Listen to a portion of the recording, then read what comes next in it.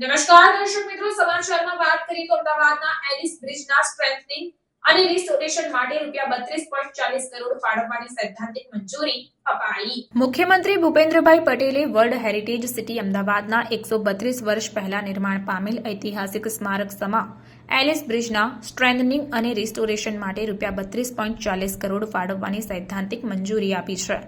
અંગ્રેજ શાસનકાળ દરમિયાન 1892માં અમદાવાદ શહેરમાં સાબરમતી નદી પર બનાવવામાં આવેલા સૌપ્રથમ બ્રિજની વિરાસત જળવાઈ રહે અને અદ્યતન ટેકનોલોજીથી તેનું સમય અનુરૂપ રિપેરિંગ કામ થાય તેવા હેતુસર સ્વર્ણિમ જયંતી મુખ્યમંત્રી શહેરી વિકાસ યોજનાના ફ્લાયઓવર બ્રિજ ઘટકમાંથી આ માતબર રકમ ફાળવવાનો નિર્ણય કરવામાં આવ્યો છે.